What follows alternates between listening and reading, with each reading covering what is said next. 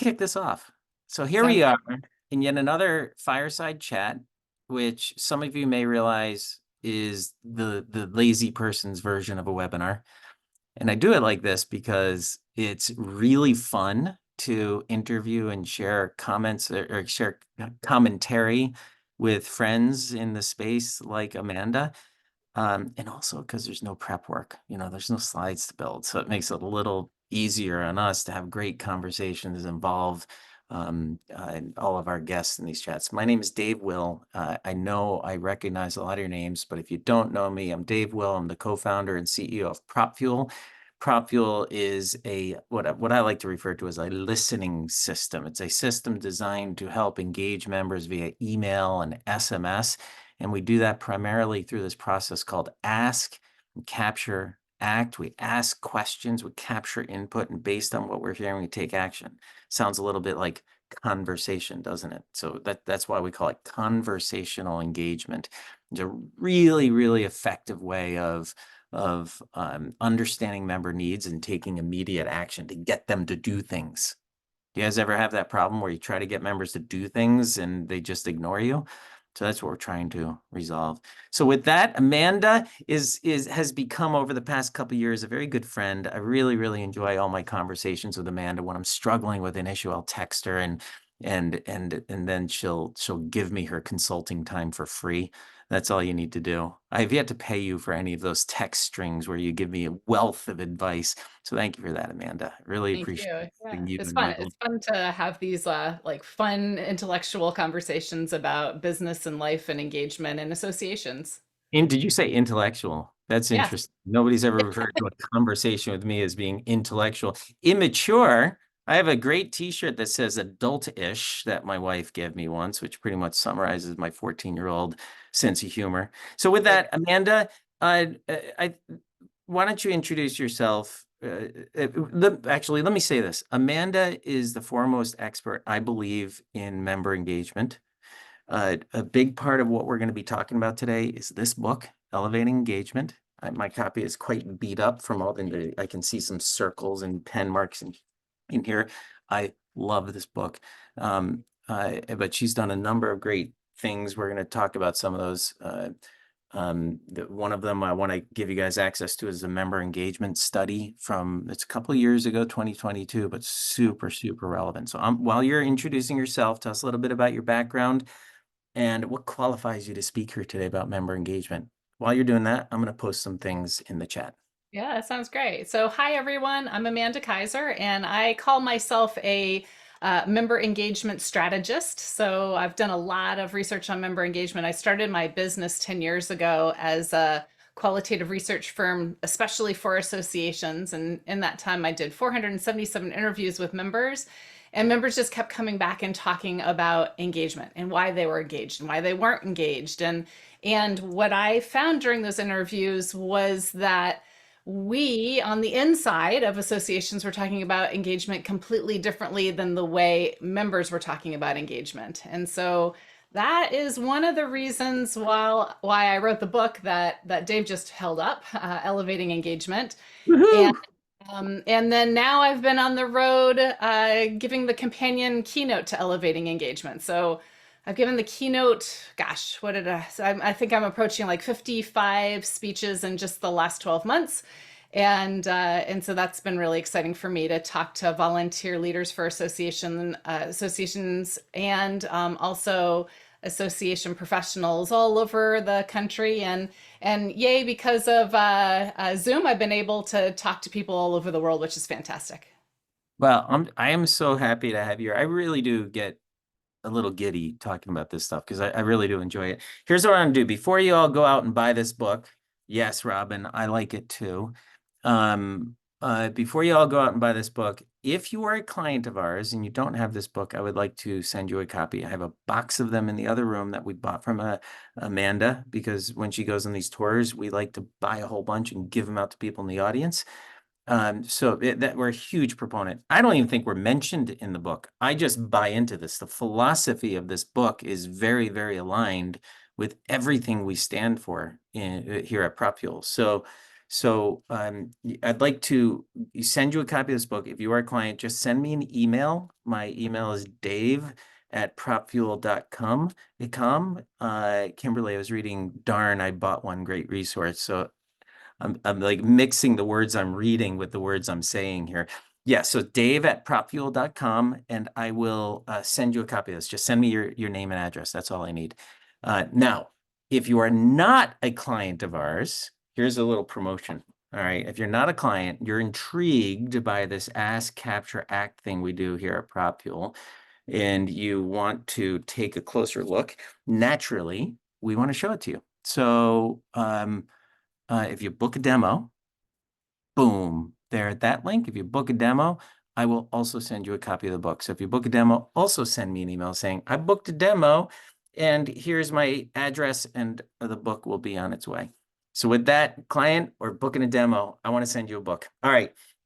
And if you don't want the gift or you're not going to do any of that, here, let me post the link to it on Amazon, which, by the way, Amanda, I don't know if you get wrapped up in this stuff, but you got 5 out of 5 stars, like 50 reviews, I think.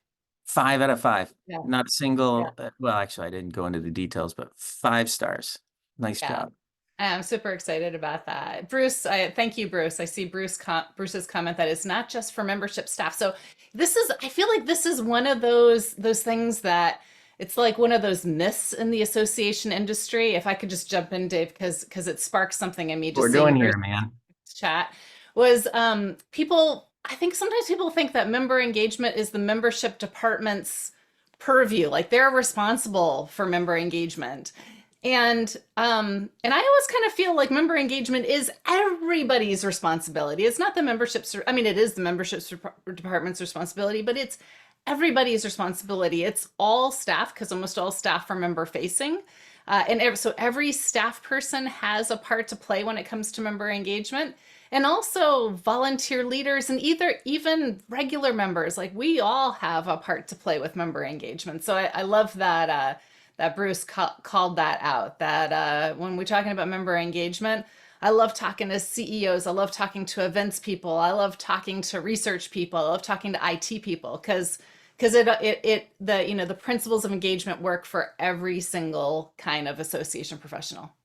So let's go down that path a little bit. And by the way, I have a handful of topics. I'm going to come back to this. I have a handful of topics I want to talk to Amanda about. So if none of these things interest you, you can sign off, but we're going to talk about the book, Elevating Engagement, some of the key components of that.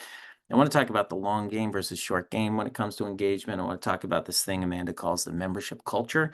I want to talk about this concept of being willing to change naturally, given the world I live in and what we do for a living. I want to talk about listening, talking versus listening as part of the engagement process. And that's the core of what we're going to be discussing today. With that, Amanda, I understand how membership and communications or marketing are super, and learning and conference, right? I can see those people all being super engaged in uh, or involved in the engagement process. Executive director or CEO to a certain degree, I guess, from like a one-on-one sort of perspective. But like, how about IT? Like, like when you say everybody, you really mean everybody in the organization? Everybody. Like, so Oh, talk to me. Let's look at one of the harder ones. Like, how's a director of IT or gonna, what are they gonna do to get yeah. the engagement? Yeah. So I think it's rare to find an association where there's not a member facing staff person. And maybe not every day, but the things that they're doing impact members all the time. So let's talk about IT. So, well, actually, let's just talk about this. At every single stage of the member journey, whether you're a new member all the way through longtime member, and in fact, in my book, let's see if I can flip to it super, super quick. I cover the 6 stages of engagement. So these are the 6 stages in the engagement journey. So you start at observe, which roughly correlates to new members.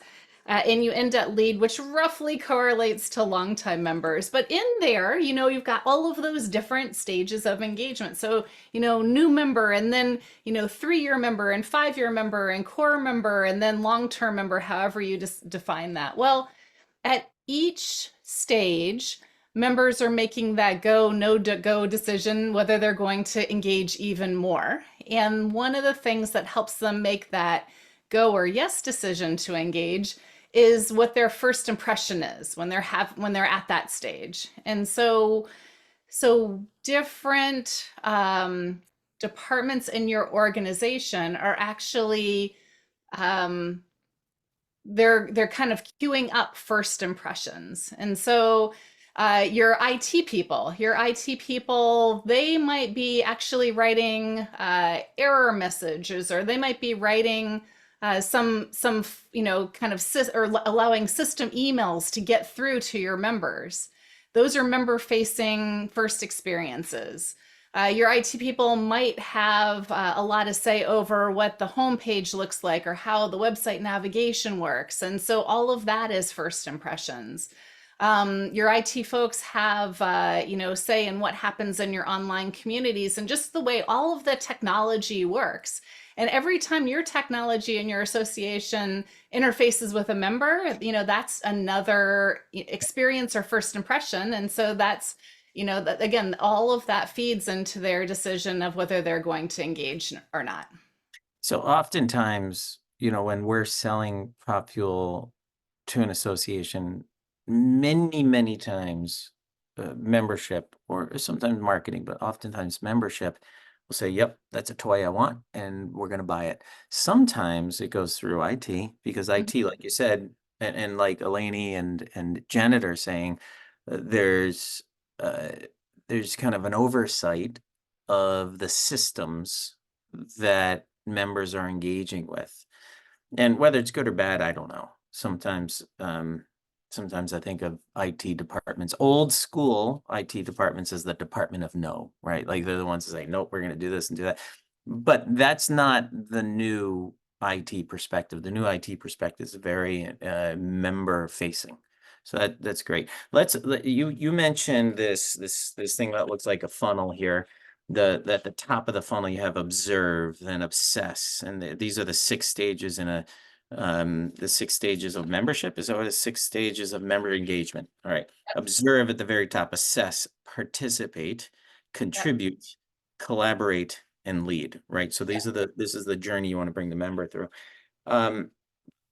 Along those lines, I'm going to jump to one of the topics I want to discuss, which is the long game versus the short game. And then we'll come back to some of the highlights of the book. But we talked about this, we started to get into this a little bit. So the long game to me in engagement is the top of funnel. It's understanding. I'm going to reverse this, actually. Let's talk about the short game. The short game is oftentimes what we think about when we think about engagement. Like, how do we get people to renew their membership? How do we get people to come back after they've lapsed? How do we get people on board? How do we acquire new members? How do we get people to sign up for a conference? How do we get people to join the certification process or renew their certification? So these are all like bottom of the funnel, transactional, like let's get them to do something. And many times we consider that the most ROI centric engagement. So now back to the long game, where you're learning more about your members, maybe collecting profile data with no intent necessarily of selling them something right now, or you're asking for insight on the industry, or you're asking for benchmarking data, stuff to nurture their relationship with you and the rest of the community. So to me, this is something I think about all the time when we are helping our clients engage their members better. Curious to hear your perspective on the long game versus the short game, and how much energy should be put into different aspects of it. This is really interesting. Thank you. I think so So, too. yeah, And because kudos to Melissa on yeah. our team. Melissa, who I'm sure some of you work with, Melissa Bittner, was the one that raised that topic that got me thinking about it this morning. Oh, I love that. I love that, Melissa, if you're on right now. I hadn't thought about it in those terms, but I'll tell you what has come out of the research. Somebody just says, love Melissa. Awesome. That's yeah, props to Melissa. Okay, so one of the things that I know, and so okay, getting back to that whole deal around the way associations talk about engagement is different from the way members talk about engagement. And so I had noticed that we tend to talk about engagement in terms of what of that short game, the definitions that you were talking Yeah. about, renews and purchases and registrations and all of that stuff. And and members don't Yeah, it's what we're really. measured on, right? It's That's what it. That's membership is it. measured on. How many It's renewals? What's your retention rate? Yep, How many people do we get to the conference? What's the yep, revenue this year? Yeah. yep.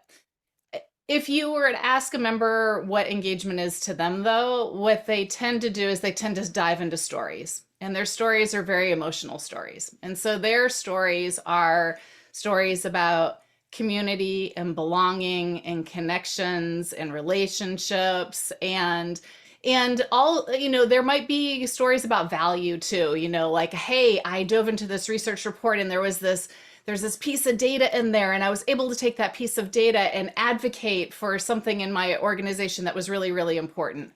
But mostly what I heard was these very emotional stories about all of the belonging type things, and that's sort of the big connect, the disconnect. So my worry has always been that because we can measure it, then we focus on renewals and how many people join and how many people buy and how many people come to the conference. I worry about us focusing on the transaction because that's not where our members' heads are. Our members' heads are, am I getting the information that I need? Am I making friends? Am I changing my mind about the way I go about my life and do my work because I'm in this wonderful community that's pushing me and welcoming of me and all of that. And that's really where our members' brains are. And so that I talk about that a lot in my keynote, that we're like, let's meet them where they want to go. And I think in all respects, that is the long game, right? When you're helping people connect and you're helping them get, really good information and you're helping propel the industry and the profession forward, that's the long game. Yeah. I've always had a strong sense that, and maybe I'm just projecting this because this is why I belong to the associations that I belong to. But I've always had this impression that association membership is very, very much about the people you're connected to from a member's perspective.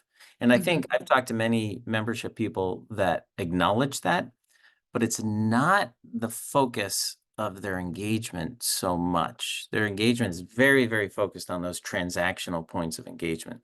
Yeah. Um, it is a business, right? Like you've got to run the business. You've got to make the money in order to keep the business rolling. Yeah. And I get that. Yeah, we could talk quite a bit, I think. So the two organizations I belong to, ASAE and EO. EO is Entrepreneurs Organization. I'm very, very passionate about entrepreneurship and creating value. That's joy for me. And in both organizations, more so EO, I'm a part of it because of the inspiration I get from the people around me. It's not the education. Whoops, hello. It's not the you guys, do you have those emojis on your thing? Sometimes. Yeah. I get these things all the time. And my Yes. Yeah. favorite one right here, Yeah. this is the one I love. All Well, right. look at A little ADD here, Amanda. yeah. So I belong to EO for the community. Yeah. ASAE, I belong to, and it's twofold, and it really is forked right, and it's right down the middle, I think. Half because I really like the community, the friends, the learning, the broadening my knowledge of the space we're in. The other half is pure capitalist pig, like selling more prop fuel. Yeah. And so like we sponsor a whole bunch of stuff, but like So that's a little bit different than my EO thing. I think it's different from association to association, also where you are in your member journey. So, and this is not true of every association, but there is a lot of associations where they're younger members, new members, they're looking for a lot of content. So they're at that point in their career where they're learning everything they can about the profession or industry, and so they love all of the content. And then as you grow in your career, then you start dealing with what I call big, hairy problems. These are, big problems that are really difficult to solve. And so as you get, kind of long time in your career, as you start bumping up against these big, hairy problems, that's when you want to start collaborating with other people. And there's a lot of different steps in between. So it's not completely true of every association and every single type of member, but generally speaking, young members love the content. And then as you get old, long time in your career, you're looking for many more connections to people like you. And then we could go off and talk about receptions for a long time, but I think receptions are not the way to allow people to network or collaborate. There's a whole lot of things that we could do that are kind of, I feel like the go-to for networking for associations is almost always receptions. And I feel like from my research, those don't work very well. What, I mean, you can't leave us there. What have you found works the best? What's the answer? Okay, so in the research that I did with members, I was so surprised at how many professionals said that they just don't go to receptions. And so there's kind of two things happening here. The reception, they know the reception is going on. They feel guilty. They feel like they should be there. But one group of people just hates those things. They might be feeling a little introverted or just shy in the moment. They don't know anybody. And think about it. You walk into a room with 40, 50 or 200 people and you don't know anybody. I mean, what do you do? Where do you go? That's very, very, it's very uncomfortable.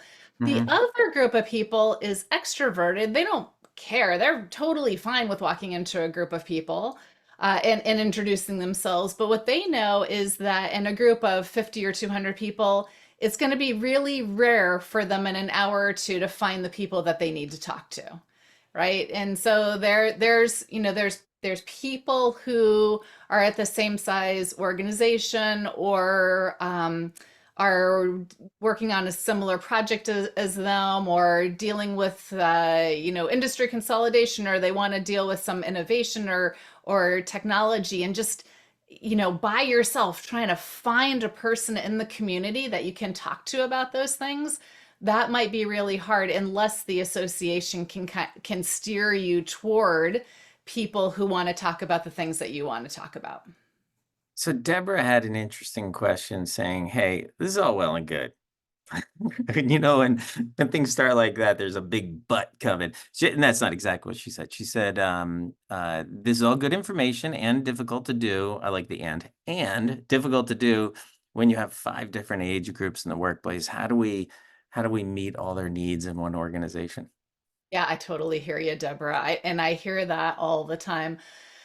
Boy, so I'm just going to throw out some ideas and they might not work for your association, but maybe there's something here that sparks an idea. So one idea is to do more roundtables. So actually, Dave's company, PropFuel, and I were just at Novi, the Novi Summit. So Novi AMS does this cool thing called the Loud Tables. So they have, I think they have maybe 200 or 300 attendees that this past conference just about a month ago. And they have all of these tables, and somebody, stands at every table with a tent card saying, we're going to talk about new member engagement and onboarding here. And there's another one to talk about AI, and there's another one to talk about accounting. And there's another, all of these, whatever your subjects are, you can talk about really niche subjects. And people come over for 15 minutes and they talk about that in their groups. It's very lightly facilitated. So roundtables are one way to do it. Another way to do it would be allow people to kind of ad hoc, start a conversation on your online community.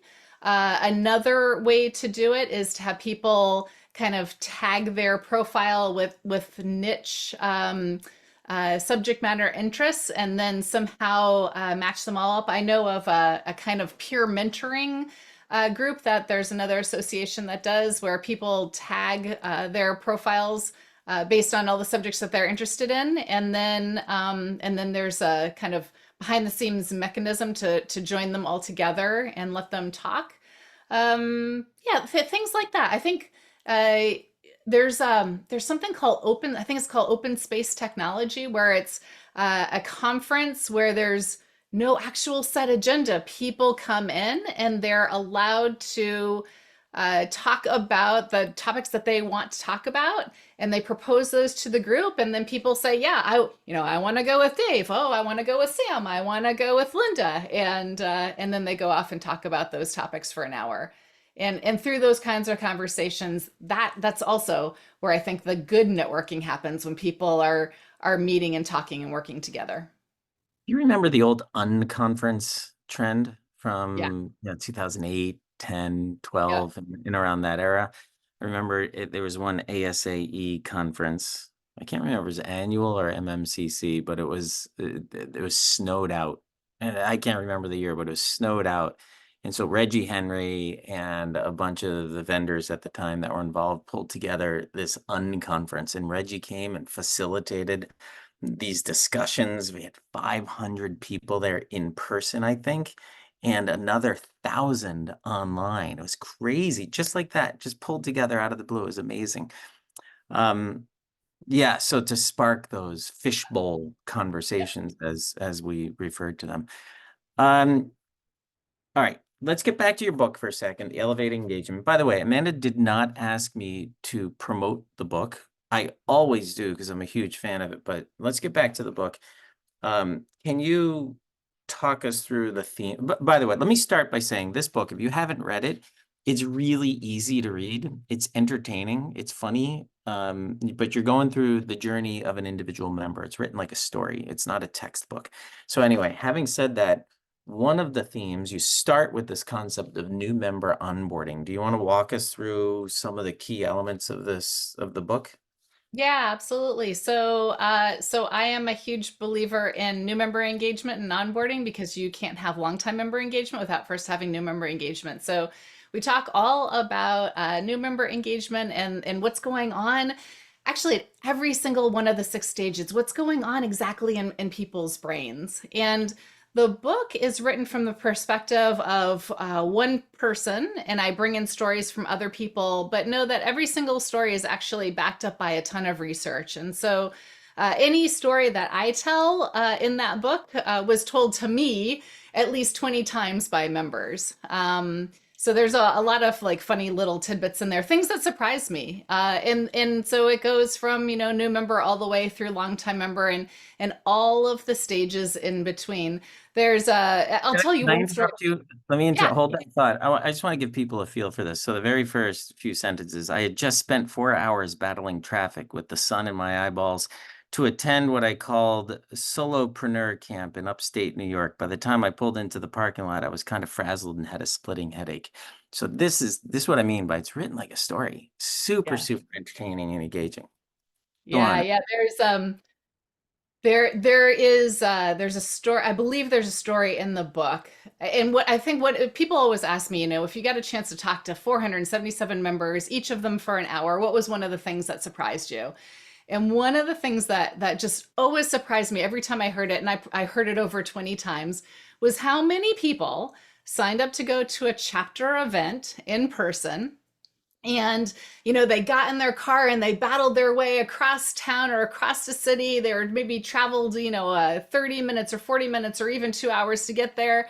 They walk into their very first chapter event, nobody is at the registration table, and so they think, well, I'm just going to go look into the room. And so they stroll down the room or down the hall, and they find the room, and they kind of decide to do a strafing run. They just walk past the room, and they look in it and just to see what's going on in there. And what they see is, all of the longtime members grouped up in a big ball talking to each other. And they keep walking down the hall, out the door, back into the car, and they leave. I mean, so many people told me that story about how, they never even got to go to their first chapter event because they had that split second. They just saw everybody already grouped up. Nobody was being welcoming right at the beginning. And I remember about the fifth time that I heard that same story, and I thought, oh my gosh, people don't know about this. I don't think people know that this is going on. And that's, I think that was one of the impetuses for me to really dive into the emotional side of things. So yeah, whether you come to one of my keynotes or you read the book, I talk about, there's two sides of engagement. One is the value side, which I think associations are very, very, very focused on. The other side is the experience side. And the experience side is all about how you make people feel. And that's what I focus on a lot more, because it's kind of the unsung hero of engagement is how you're making people feel. Well, I would argue that that's ultimately what people make their decisions on, right? Like, and they say in the world of sales, to have an emotional, create an emotional correct connection, tell stories, because that's what people are attracted to. And we spend so much time, I consider myself an association professional, we spend so much time telling people about the benefits, about the events, um, and we miss that, and oftentimes we miss that component that sparks an emotional connection. So we had a client that was looking for, they were looking to do some advocacy, Mhm. and there's actually a cool A/B test without us even realizing at the time. Um, this is an endocrine society. I think it's fair to say this. I think we might even have a case study on this, but Endocrine went out and using their broadcast system, I think it was Real Magnet, said, hey, we're looking for stories. Tell us about your experiences with your patients and how we helped you. Endocrine Society helped you as a professional in this industry serve your patients better. Like, tell us those stories. And I think when they sent this out, classic email that says, hey, here's what we're looking for, submit a story. Well, they got 9 responses out of thousands of these things they were sending out.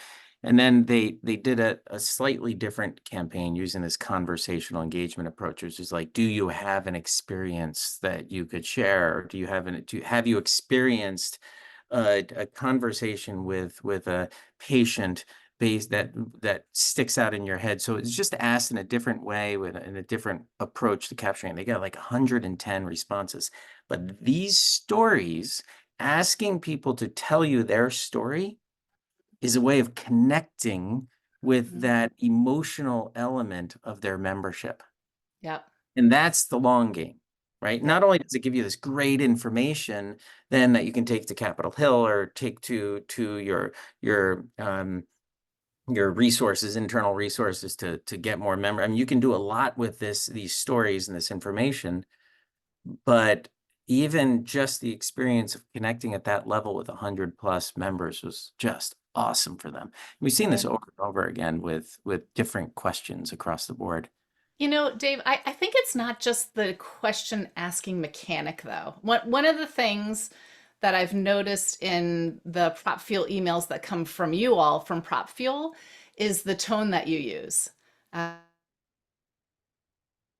Often is it's casual, it's open, it's fast, it's fun, right? It's not. So I talk about a lot of times tone being on a continuum. Tone is, so if you think about communication as being two things, one part of communication is what you're telling people, and then the tone is how you're telling them.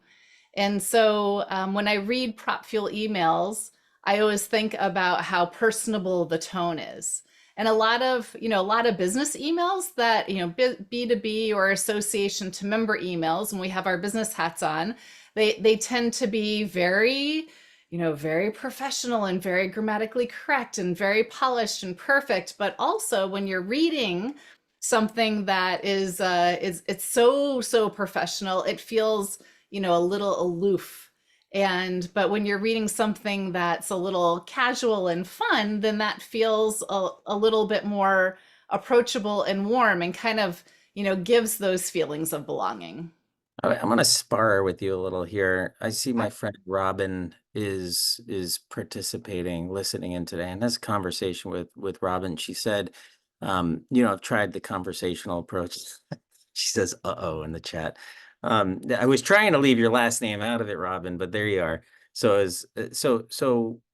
She said, our membership tends to be a little more, we tend to be very professional. We don't use, tell me if you remember this, Robin, we don't use apostrophes, we use formal language. We're not using GIFs of people jumping up and down or of the office or whatever.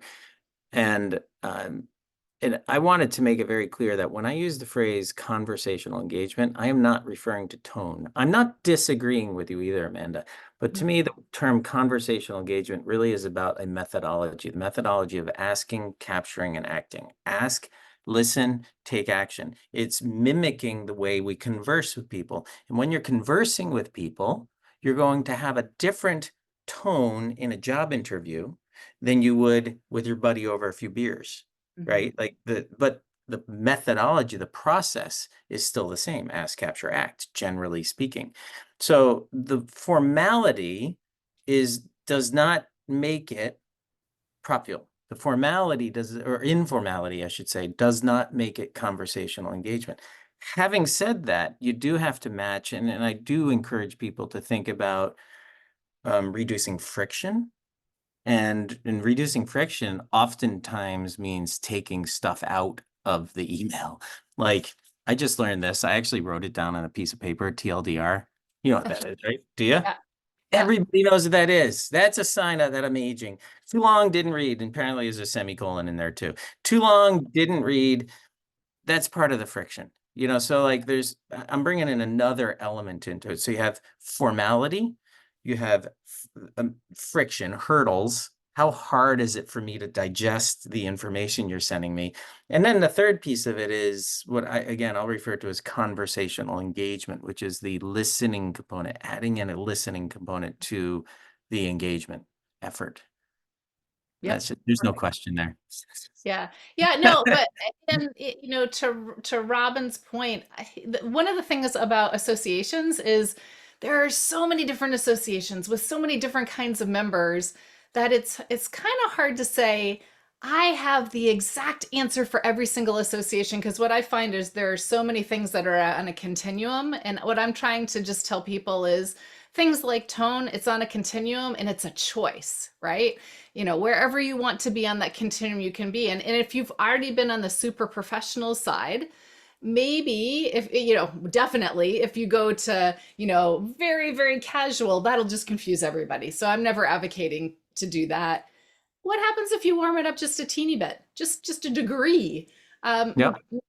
That might work. It might not work. It's worth a test just to see what happens. Yeah, you don't need to put dad jokes in the emails like we do. Actually, we haven't done that, but I think I'm gonna. That's a great idea. We do put silly gifs, and our emails, PropFuel emails, tend to be very informal because oftentimes your communication method mimics the culture of the organization, and you got this. So like you're going to get all of Dave in the emails that we send out.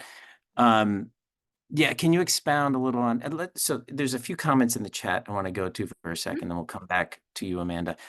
Can you expound a little on the listening component? Yeah, so Kelly, so the listening component refers to, let me start with the non-listening component. So oftentimes the way we communicate with members is we send messages out, right? We tell them things. And at the risk of insulting our friends at Higher Logic, Informs is a great, this is not an insult. It's what it does. Informs is a system that's designed to tell people things. And I love the name because that's what it does. It informs people of things. So oftentimes what we do is we tell people about something coming up, or we tell people about all the benefits. New member onboarding. Very often what we'll do is we'll say, hey, we're so glad you're a member. Check out all these things we do, like check out the upcoming conference, check out the learning opportunities. I would argue that's not terrible, but that alone is terrible. The listening component is where you start asking questions so you can understand. Somebody said earlier, we have 5 different age groups and all these different interests. How do you figure out how to serve them? How about you ask them? And you create a methodology, a mechanism, so that you can remember and what it is that Bob needs, what Amanda needs, what Sarah needs, and what Ron needs. And if you can do that all in one foul swoop, ask, capture intent, capture context, capture interest, and then serve them something that's really, really relevant to you. That's what listening means. So listening means capturing the answers to questions that you ask them, listening to the member, capturing more member information. I'm going to go back a little bit. Please feel free to ask more about that. So Deborah says, we created a podcast to engage our members who are over 57 years old. I'm assuming the podcast is not only for people over 57, but your membership on average is over 57. Okay. They love it. All I'm doing is listening to their stories. It's called the Boomer Bar. Awesome. And conversational engagement is awesome. I'm not just taking any action after the discussions. Yes. So I love that. So there's another way of listening and in that case, I'm assuming what you're referring to, Deborah, is a one-on-one listening. You're listening to one member in this podcast. I think that's a great idea. It's not highly scalable, but that doesn't matter because what you're doing is you're sharing that that conversation in a scalable way. So it's like everybody is connecting and listening to that one person. I love it. Kimberly says, allowing the audience to feel heard and not a form letter. Personal and conversational, I find it makes a difference. All right. I'm going to keep reading through some of these while we continue the conversation. Something that I've heard you talk about, Amanda, is the membership culture. Can Yeah. you, I don't completely understand. I mean, I can guess what it is, but can you talk through what the membership culture is? Yeah, so this is something that's really captured my imagination lately because I don't think it's a conversation that we're having. But every group has a culture. Yeah, and I think what we normally talk about is we normally talk about organizational culture. So when we talk about organizational culture, we're talking about our staff culture or we're talking about our board culture, but our membership also has a culture. There is a culture that is adopted in every membership. And there might be cultures in different segments of the membership. A culture springs up whenever we have a conference or an event. And so I like to talk about the flip side of that. So on the inside, you've got culture. On the outside, you've got personality. So the outward manifestation of culture is personality. And especially for new members, when they come into a group, whether they come into your online community, so they're seeing you virtually, or they're coming into a webinar, they're seeing you virtually, or they're coming to an in-person event, and so they're seeing your community, with their own eyes live in person. They're witnessing that culture, they're witnessing the personality. And some group personalities are, very reserved and quiet. And so that sends a message to all of your newcomers. And some group personalities are they're super effusive and they're so welcoming. They can't wait. They're so happy that newcomers are here and, come on, we want to meet you. And so this is something that I want to experiment and play a lot more with myself so that I can bring some more ideas to the association community. But if your longtime association has, well, there's definitely a member culture that's already in place. Can you use some of the things that we would use in organizational culture to change that member culture so that the member culture is more beneficial for all members? And I think so. I think there's some really cool things that we can do to make that happen. So that the member engagement isn't just reliant on staff and it isn't just reliant on leaders, but now members are engaging members. And one of the ideas that I've gotten from the research is, as leaders, as staff people, and associate like your president, your board members, and stuff like that, people are looking to them to see how to behave. And so if your staff and your board members can already be modeling the behaviors you want people to be using, people see that. People see the leaders do that, and then that starts kind of spreading through the membership. But I want to keep finding more and more ideas for how to change member culture.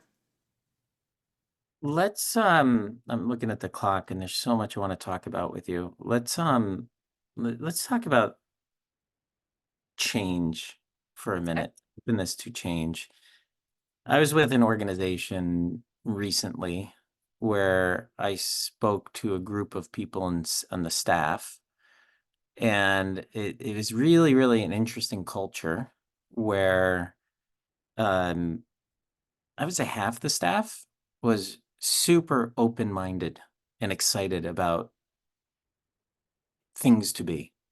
I'm not just talking about PropFuel. Like I'm talking about their perception, they're willing to embrace new things, culture. We're talking about culture here.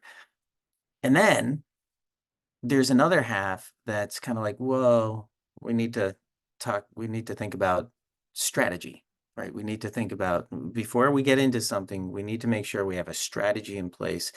And that word, it kind of makes me shiver a little because I think every person you ask would probably come up with a different definition of what strategy means. But the CEO of this organization was one of them that vocally stood up and said, I want to slow down and talk about strategy, which really set the tone for the group, saying, we gotta, we don't want to take any chances. We don't want to make a mistake. We've got to slow down, not do anything drastic. So to me, that's the kind of culture that where you're not going to see a dramatic improvement in anything. Is that a little harsh or is that fair to say? I That mean, in might, order for change to happen, people need to fight, yeah, right? To fight for change. yeah, Unfortunately, we have people that are doing that over there. They brought in PropFuel and they're fighting for change as yeah, best they can, but it's a fight. yeah, yeah. Okay, so okay, there's so many ways to go with this. But I'm always on like the side of the renegade. And one of the things that I love about member engagement is it doesn't necessarily have to cost you a lot of extra time and money to engage members. There are things that you can do that are kind of fast and free, and maybe the long term is to really invest in member engagement. But if you're in one of those organizations where that's just not in the cards, I would be that renegade, and I would just start running experiments myself. I would just try things and experiment and see what works, and then bring that to all staff meetings and say, "Hey, you guys, this is what I did." Because I think there's a lot of things we can do around member engagement where we don't need board buy-in, we don't need boss buy-in. We can just sort of do our thing and see what works, and then bring that to everybody. And when we've proven that it works, then everybody in the staff will probably get behind it. So I think there is, to some extent, you can definitely move member engagement in a bottom up kind of fashion. And Mhm. then and I also think this is one of those things where there's so many nuances, Dave, because when you were talking, my brain immediately went to like capital. If you need a capital investment, if you need more people, more money, more technology, yeah, you got to get, upper management buy-in, you've got to get board buy-in. Maybe one of the things to do, if you know that that fight is going to be so hard, maybe one of the things to do is always go back to your little test. Go back to the minimum viable product, the smallest little test that you can possibly do. Try that.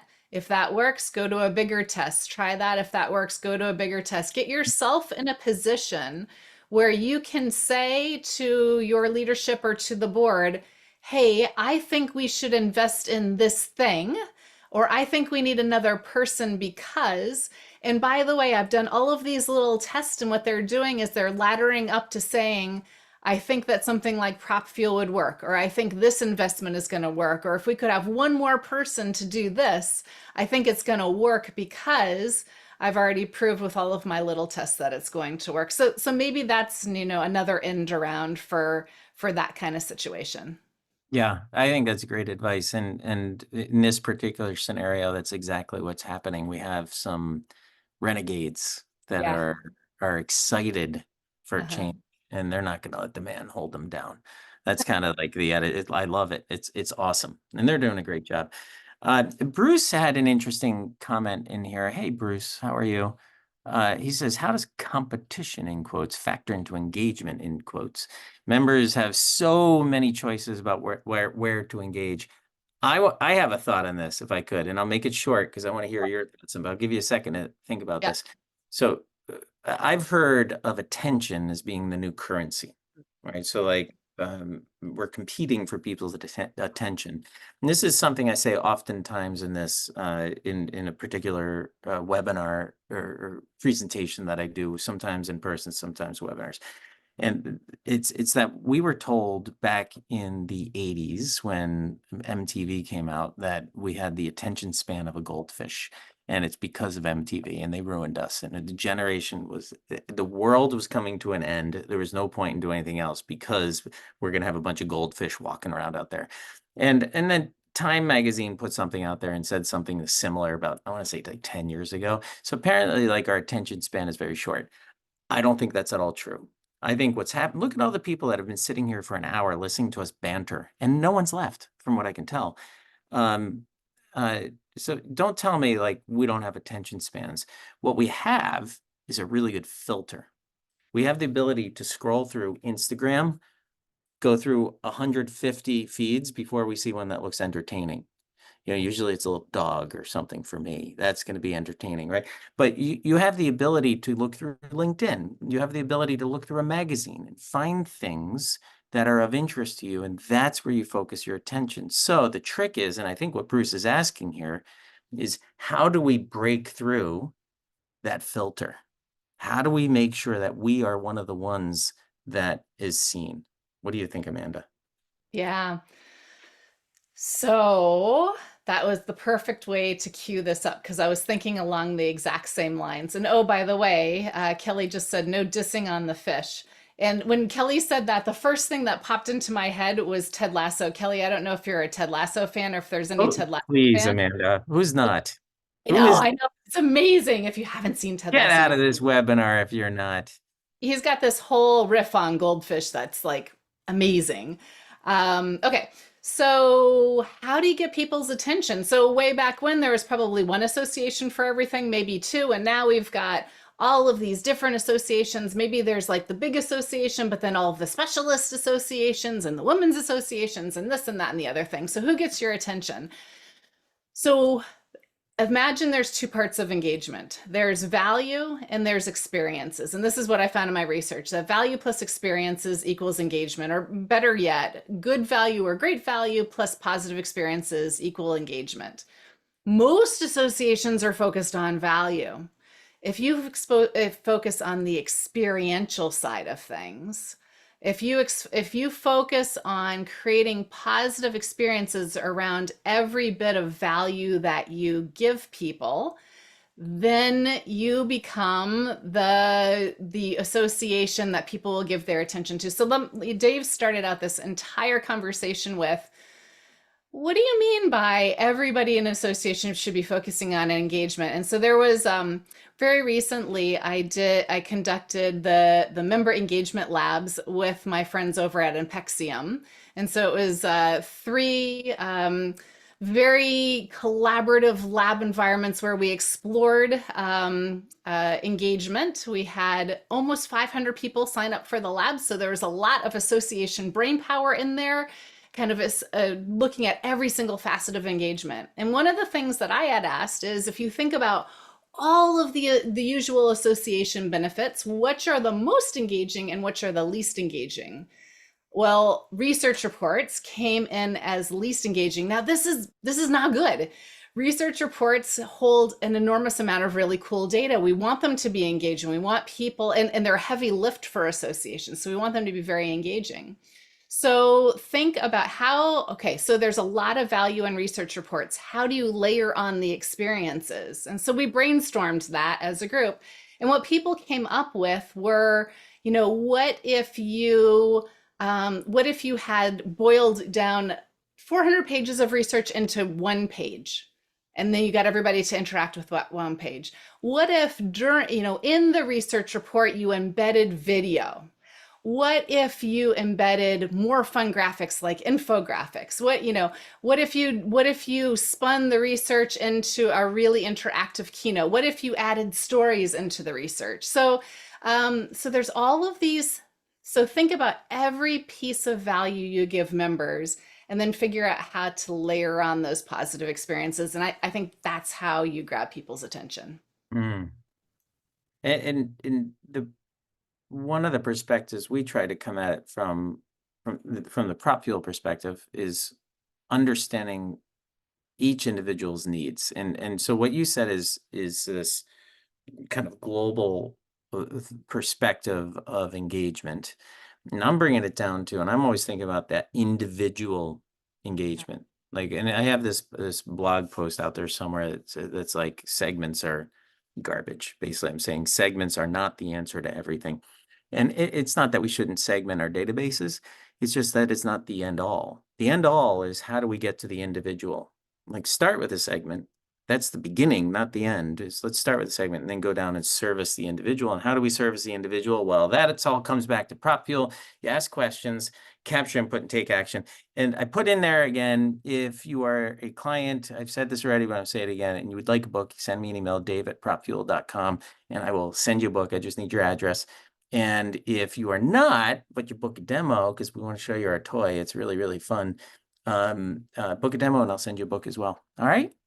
Hey, Amanda, I am so grateful to have you in my life. I really am. I really enjoy our conversations online and offline. I never leave a conversation with you feeling um, uh, deflated. I always leave conversations with you excited. And it's that emotion that keeps coming back to Amanda when I have questions. So thank you for being on my phone. Thank you for being my friend. I appreciate it. Thank you for being here today. Thank you, Dave. This has been great. All right. Goodbye, everybody. Really love seeing you here. Send me any questions you have. Amanda, how can people reach you if they want you to Yeah. speak at their events or whatever? What's the best way Yeah, to? go to amandaleekaiser.com. You can also put elevating engagement into the chat, but Amanda Lee Kaiser, it's LEA and then Kaiser like the roll.com. Bye-bye, everybody. Thank you, Amanda. Thank you.